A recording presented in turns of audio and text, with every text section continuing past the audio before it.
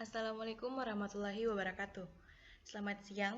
Perkenalkan kami dari kelompok 6, saya Wafika Zahra Usrah dan teman saya Marianti Mendrate. Di sini kami akan membahas tentang dampak dan intervensi perbedaan sosial kultural dalam proses belajar. Apa yang akan kita ketahui mengenai materi ini? Yang pertama yaitu kompetensi budaya, di mana kompetensi budaya ini terbagi atas beberapa bagian. Yang kedua ada perbedaan gender, yang ketiga ada perbedaan sosial ekonomi, kemudian ada karakteristik siswa beresiko, dan terakhir ada mendukung siswa beresiko. Baiklah, di sini saya akan membahas mengenai kompetensi budaya, yang dimana kompetensi budaya adalah memiliki kesadaran akan identitas budaya dan pandangan seseorang tentang perbedaan, serta kemampuan untuk belajar dan membangun berbagai norma budaya dan komunitas bagi siswa dan keluarga mereka. Jadi di sini kompetensi budaya itu bagaimana kita memiliki kesadaran akan identitas budaya dan bagaimana kita memahami perbedaan, bagaimana kita memandang perbedaan tersebut sebagai suatu hal yang unik dan bagaimana kita bersyukur karena perbedaan tersebut menjadi variasi antar kelompok yang membuat negara kita menjadi beragam.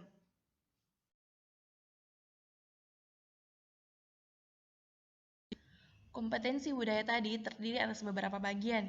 Yang pertama ada bahasa dan dialek, kemudian ada keterampilan berbicara dan ketegasan verbal, kemudian ada kontak mata, kemudian ada ruang pribadi, menanggapi pertanyaan, kinerja publik versus kinerja pribadi, kemudian ada pandangan tentang bercanda.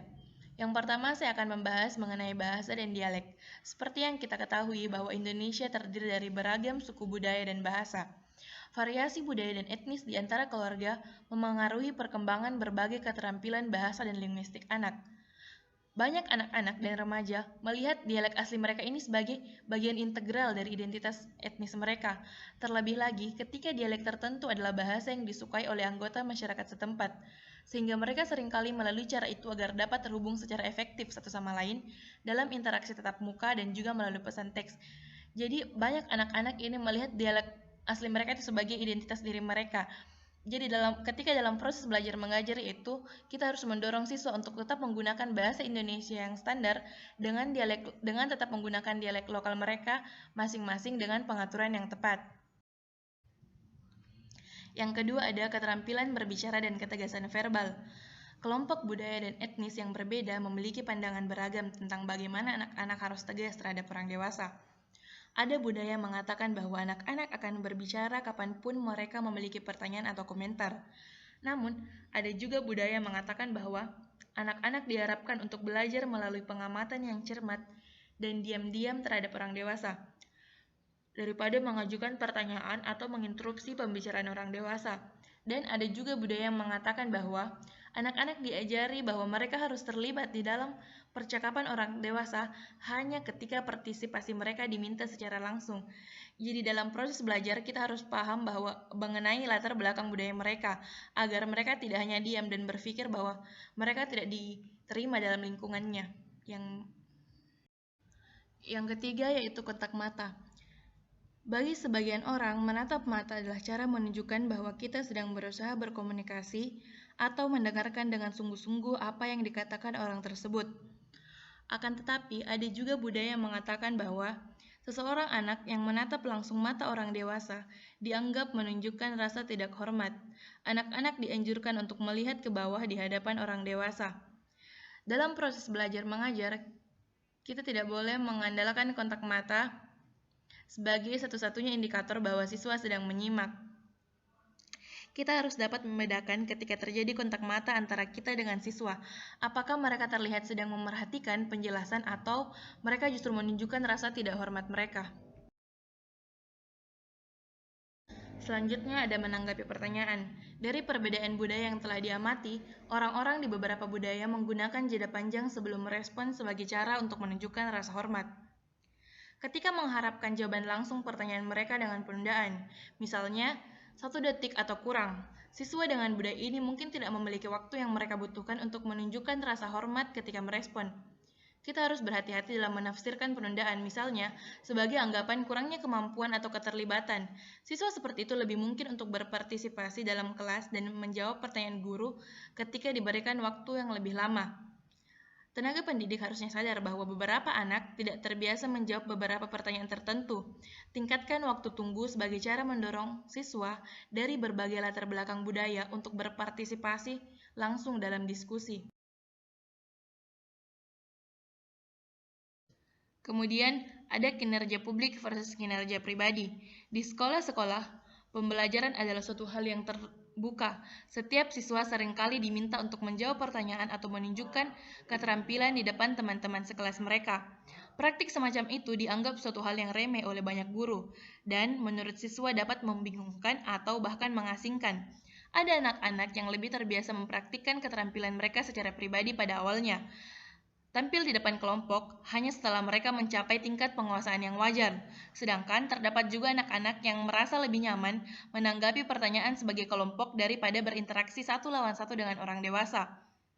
Jadi, tenaga pendidik harus sadar bahwa karakteristik anak-anak tersebut sehingga mereka dapat secara aktif terlibat dalam kelas. Dan yang terakhir ada pandangan tentang bercanda. Bercanda mungkin bentuk umum interaksi sosial dalam budaya-budaya tertentu lainnya. Ada berbagai budaya yang menganggap bahwa bercanda adalah sesuatu yang kejam, ada pula sebaliknya. Kita harus memperhatikan apakah bercandaan tersebut diterima kelompok budaya tertentu atau tidak. Sebagai contoh, ketika siswa dari latar belakang budaya yang berbeda saling melempar candaan, mungkin candaan tersebut dapat diterima oleh siswa dari kelompok budaya yang tertentu.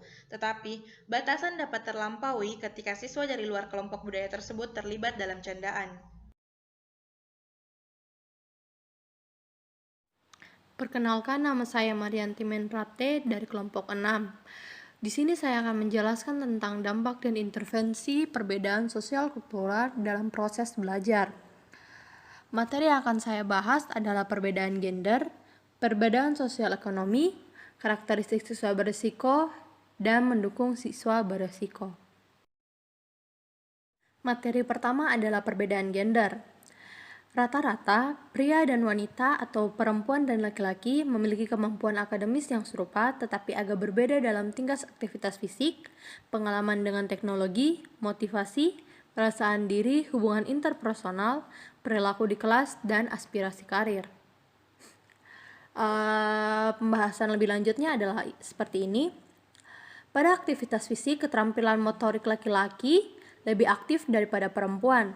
Hal ini membuat laki-laki cenderung untuk tidak bisa duduk diam dalam waktu yang lama, sehingga mereka tidak terlalu menyukai aktivitas yang harus diam, seperti misalnya membaca, menulis, dan lain sebagainya. Atau lebih tepatnya, laki-laki itu lebih ke motorik kasar daripada perempuan. Jadi mereka itu menyukai kegiatan yang menghabiskan atau memerlukan tenaga yang besar.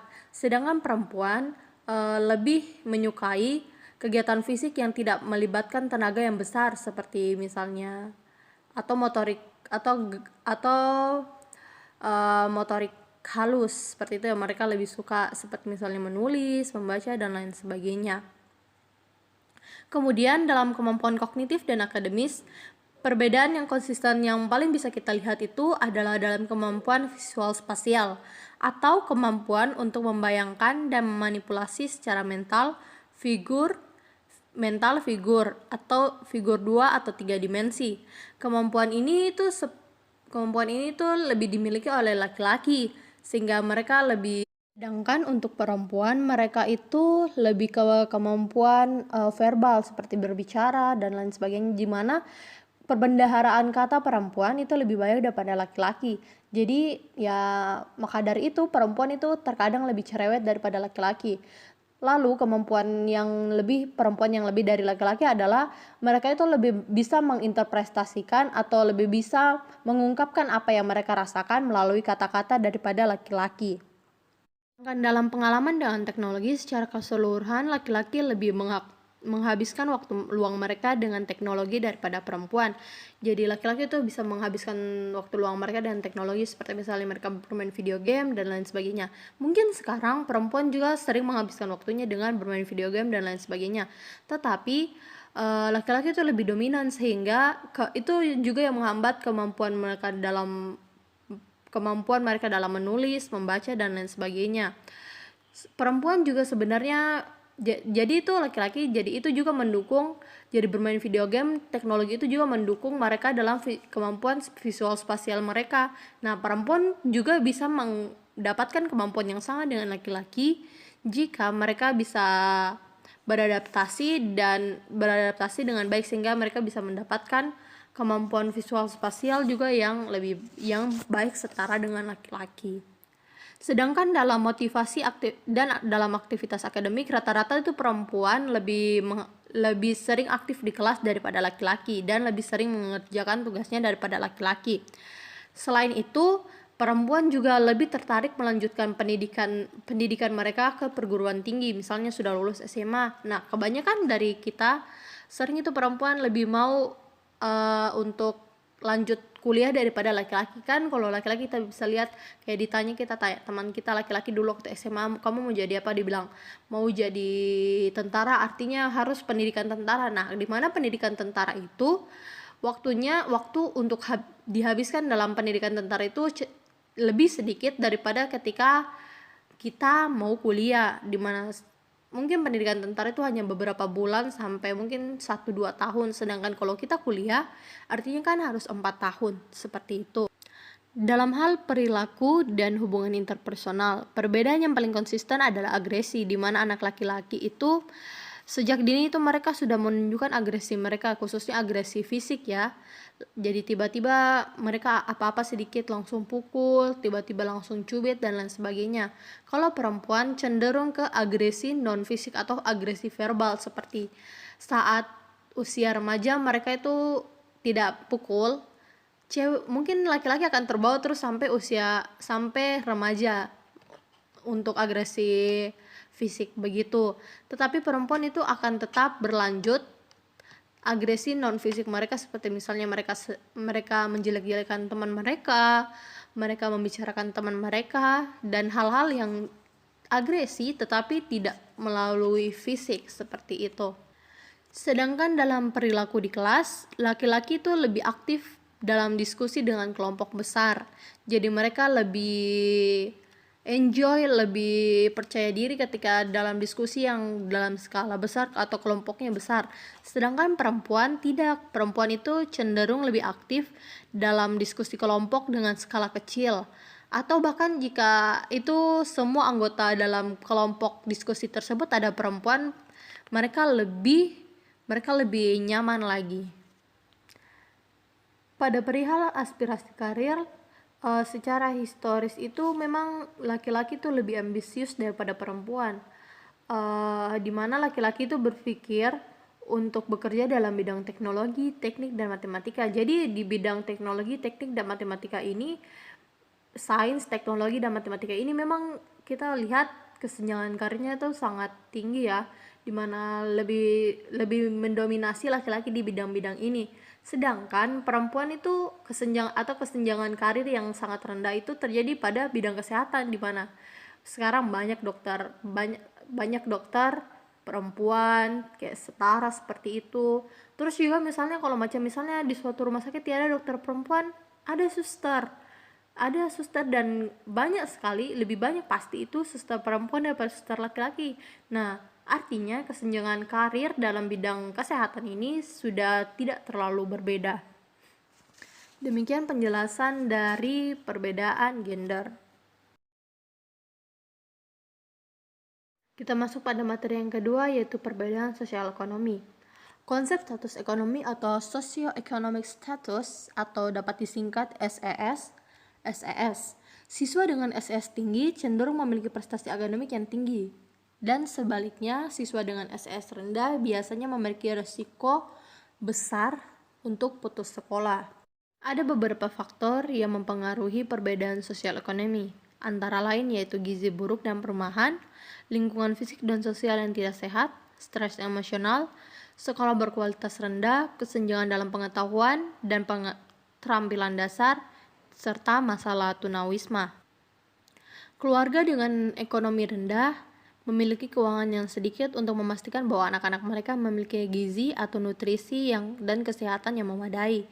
Sedangkan pada masa prenatal sampai awal-awal kehidupan atau beberapa tahun awal kehidupan itu, jika anak-anak tidak diberikan nutrisi yang baik atau nutrisi yang dibutuhkan, mereka itu akan terhambat atau akan mengalami gangguan dalam perhatian, memori, dan kemampuan belajar mereka, sehingga proses belajar mereka itu tidak akan berjalan dengan baik. Selain itu, anak dari SES rendah tinggal di tempat yang kecil dan sempit. Selain itu, mereka juga sering berpindah-pindah rumah sampai sekolah, sehingga mereka kehilangan dukungan teman sebaya yang dikenal, bahkan guru yang sudah mereka percayai misalnya. Dalam lingkungan sosial komunitas dengan SES rendah, cenderung memiliki frekuensi kekerasan, vandalisme, dan alkoholisme yang tinggi. Selain itu, mereka juga terbatas pada outlet produktif untuk mengisi waktu senggang seperti perpustakaan, tempat rekreasi, sehingga mereka itu kurang mendapatkan contoh atau panutan dewasa yang positif perilakunya. Sedangkan pada stres emosional itu semua tingkatan sosial ekonomi itu mengalaminya. Akan tetapi rata-rata siswa dan SES rendah lebih kacau dan tidak dapat diprediksi daripada rumah tangga yang makmur. Jadi kita itu tidak bisa memprediksi kapan kira-kira anak-anak dari status sosial yang rendah mendapatkan stres emosional. Sedangkan untuk anak-anak dari SES tinggi itu mereka cenderung mengalami stres emosional karena tekanan dari orang tua mereka, karena orang tua mereka kan sudah kebanyakan berpikiran seperti ini. Saya sudah memenuhi kebutuhanmu dalam proses belajarmu, sudah saya berikan kamu buku dan lain sebagainya, kuliah sekolahmu saya biayai, saya sanggup biayai, artinya kamu harus memberikan feedback yang sama kepada saya, dan itu dalam bentuk prestasi yang membanggakan seperti itu. Jadi anak-anak dari SS tinggi juga terkadang tertekan akan hal tersebut dan akhirnya bisa menjadi stres emosional bagi diri mereka. Beberapa anak dari SS rendah masuk sekolah tanpa pengetahuan dan keterampilan dasar sehingga menghambat mereka pada awal proses pembelajaran. Jadi kan biasa anak-anak dengan ekonomi rendah ini mereka kadang kan tidak TK, tidak PAUD seperti itu. Sedangkan di TK PAUD itu kebanyakan sekarang itu sudah diajari membaca, berhitung dan lain sebagainya. Jadi kayak mereka itu terhambat dalam hal tersebut sehingga mereka masuk SD kadang mereka belum tahu membaca, mereka masih kurang bisa memahami huruf dan lain sebagainya, sehingga menghambat mereka pada awal-awal proses pembelajaran mereka. Dan selain itu, sekolah-sekolah di lingkungan anak-anak dengan SES rendah cenderung menerima lebih sedikit bantuan dana, sehingga mempengaruhi kelengkapan dan pemeliharaan fasilitas mereka. Selain itu juga, guru-guru di sekolah ini pun cenderung itu sering digonta-ganti, dan guru-guru ini pun sering menerapkan taktik disiplin yang cenderung keras dan kurang efektif. Jadi kayak taktik disiplinnya tuh kayak salah langsung dipukul, langsung dicubit tanpa alasan yang jelas seperti itu, dan itu terkadang kurang efektif. Materi selanjutnya adalah karakteristik siswa beresiko. Yang pertama itu memiliki sejarah kegagalan akademis, atau rata-rata mereka itu memiliki kayak mereka itu tidak naik kelas, tidak ini karena memiliki kemampuan membaca dan yang rendah daripada teman-teman sebaya mereka, sehingga mereka kurang percaya diri dengan kemampuan akademis mereka. Selain itu, mereka juga memiliki masalah-masalah emosional dan perilaku di mana mereka itu cenderung lebih keras atau susah diatur, sehingga mereka itu memiliki harga diri yang kayak terkadang lebih rendah daripada teman sebaya mereka yang lebih sukses.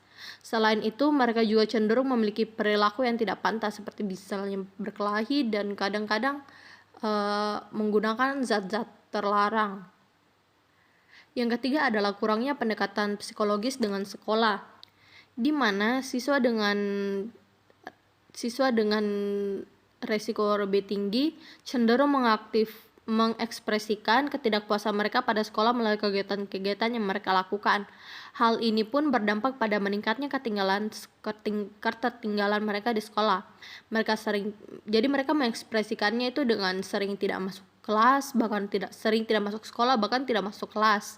Sehingga mereka itu cenderung lebih sering diskor daripada teman-teman mereka yang lain.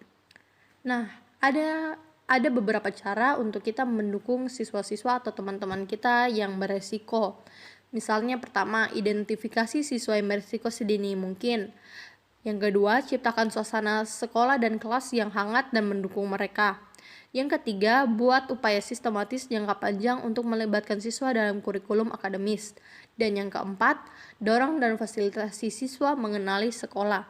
Sekian penjelasan materi dari saya. Terima kasih.